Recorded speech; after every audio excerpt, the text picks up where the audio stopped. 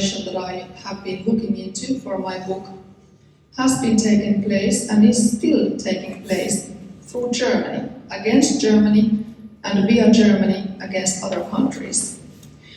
Despite the European Union sanctions, there is still a Russian video factory, a weapon of the Kremlin's information warfare named RT.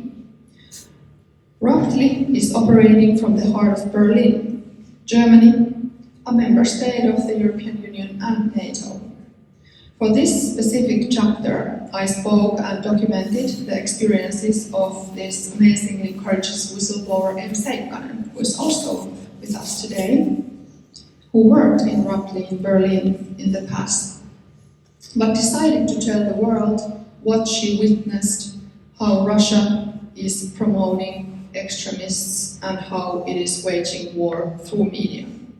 In the chapter, I'm also detailing how the Russian state media, connected directly to Vladimir Putin, attacks German nationals in the information space if they try to inform people about the threats of roughly RT Deutsch.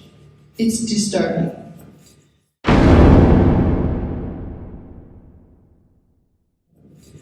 For another chapter of my book, I visited Ghana, West Africa. There, a local journalist named Manasseh Azure Awuni took me to quite a ride to see the Russian troll factory in the outskirts of Accra, the capital of Ghana. There, in an upper middle-class neighborhood, a residential building was used as a Russian troll factory in 2020. Its employees attacked audiences, mostly African Americans in the United States. The employees, who had never heard of Russian information warfare, were tasked with posting on social media with the seemingly good cause of strengthening black identity. But Manasseh found out that the manager of the Russian troll factory, a Ghanaian who had lived in Russia, had lied to the employees about the purpose of the work. In this chapter, I also scratched the surface of the Russian mercenary operations in Africa. They are vastly under-investigated by local and international press, much due to the fact that you risk getting killed if you try to. But many African countries have fell deep into the Russian influence. Some of the Russian information psychological operations have been so successful that the locals are openly supporting Vladimir Putin and sometimes go to fight in Russia's war against Ukraine.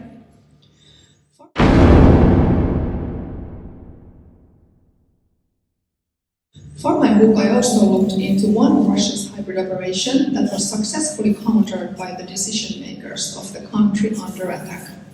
It is Estonia, which Russia attacked on information space diplomatically using protests on the streets and strikes on cyberspace in 2007, during the time when the decision makers decided to move the Soviet Second World War monument, Bronze Soldier, from a visible location in the capital Tallinn to a more secluded site.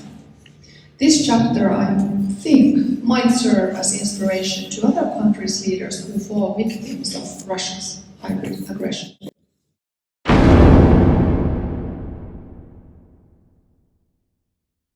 Russian dictator Vladimir Putin and his clique of military and intelligence commanders' war against the West is ongoing. However, I often see the Westerners celebrating how the West is winning, somehow outwitting the Kremlin in the information warfare. It might be that we feel, maybe wishfully, that our information space is invincible or unpenetratable by the architects of the information war, but it isn't. Instead, I'm afraid that the very privileged, safe-ish space provided by skilled journalists, Western media houses, institutions, publishers, and communications networks seems to be shrinking in the pressure of the bad actors. You can see that, for example, in Smolensk, the battle for the truth has been held and has almost been lost.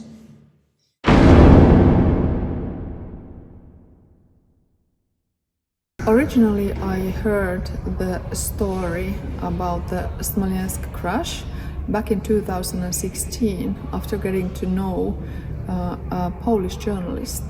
And only then I learned new facts that had been emerging about the crash, which had originally happened back in 2010. And as I learned those new facts, such as there were Russian fingerprints all over the disaster, and that there were terrible mishappenings all around the crash. In the meanwhile, I was witnessing other Russian operations across Africa, across Europe, across United States, which I also wanted to document as well as I could and put them all together to really show people what Russia is doing. And you know, the thing is that now I've written 2 books, but I believe that even a series of books about this topic won't be enough, won't cover it all. And the true problem is that we won't, unfortunately, I believe that we don't even know or learn the majority of the Russian operations that are so well hidden that they are beyond our journalistic tools and reach.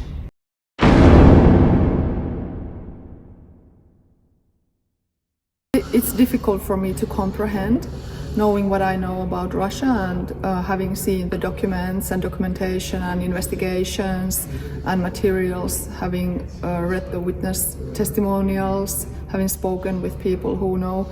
To me, those are the conspiracy theorists who are spreading Russia's theory about it.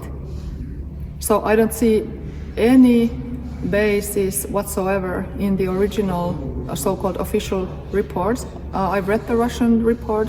It's trash. It's a conspiracy theory, and it's really badly written too. So it's really unfortunate that there is some kind of media system and an ecosystem, politically motivated, which has been able to create the idea that it's a mainstream theory which the Russia and the then Polish government has been pushing. That's a really efficient machinery, and I think it's a really scary one.